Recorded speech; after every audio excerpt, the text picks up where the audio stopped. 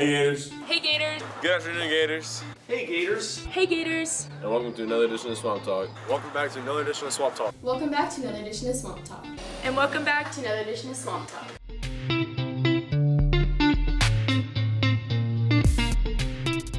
Hey Gators. Welcome back to another edition of Swamp Talk. I'm Sam. And I'm Maddie.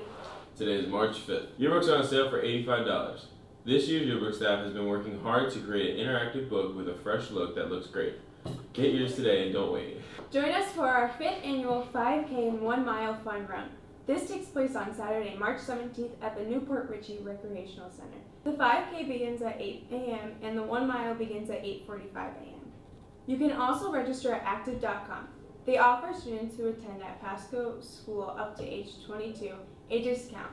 All proceeds benefit Special Olympics Pasco.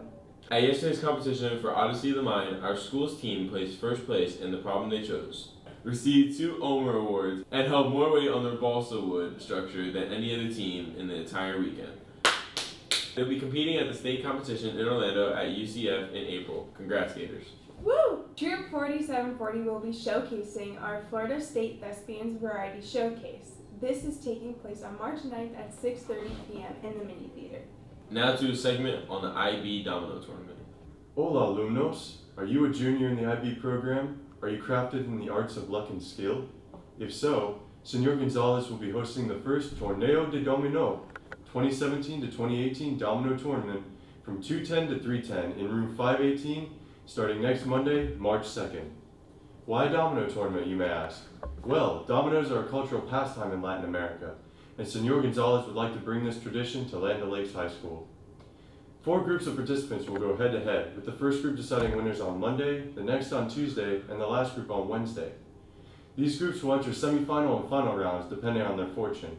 The final pair will receive trophies, plaques, and other cool prizes. If you don't win, don't worry. Senor Gonzalez has something for everyone. Keep in mind, you must be a junior in the IB program to participate. Muchas gracias. Now to Ainsley with the sports rundown. Hey Gators, here's your sports rundown. Tonight, JV baseball plays Zephyr Hills High School. Tomorrow night, boys tennis plays at Hudson and girls tennis versus Hudson. Softball plays Zephyr Hills tomorrow night. Also, varsity baseball plays Pasco tomorrow night. That's it for today. Go Gators. Now for a message from our Superintendent Browning. Hello, I'm Kurt Browning, Pasco County Superintendent of Schools. The school board and I need your help. I've appealed to parents and principals to get this message across, and now it's time to talk directly to you, our student. We are seeing an increase in the number of social media posts that people interpret as threats against their schools. This type of post, pictures of kids holding guns, for example, now causes even more concern because of the Parkland shooting on Valentine's Day. We've had a number of students arrested for creating false threats. Good kids, bad moves. This has got to stop, and only you can make it stop. There are several reasons why we cannot put up with this continued irresponsible use of technology. When you share a social media post threatening to shoot up a school, Pasco County schools and the law enforcement officials take it seriously. Even when we're 99% sure that the post is a hoax, we still have to treat it as a real threat. Each time a school is threatened, the school day is interrupted.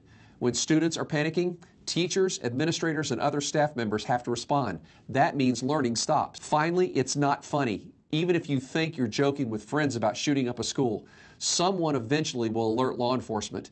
They have specially trained investigators whose only responsibility is to investigate these incidences, and they are good at what they do. When they identify the person who originated it, they will be charged with a second-degree felony, which could result in up to 15 years in prison, followed by up to 15 years of probation, and up to a $10,000 fine. I don't want you guys to jeopardize your future by making a stupid mistake. When you share these threats with each other, you cause widespread panic.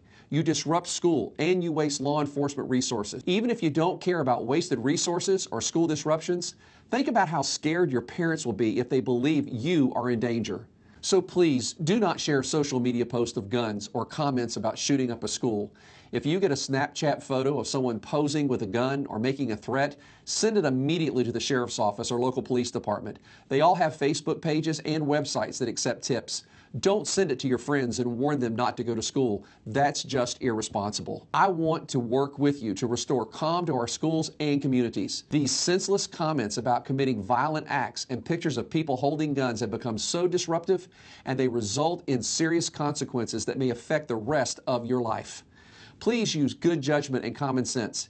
If you have ideas that will help us put a stop to these irresponsible and disruptive social media posts, please email me at the address on the screen or DM me at my handle. I'm counting on you to be part of the solution. Thank you for your help.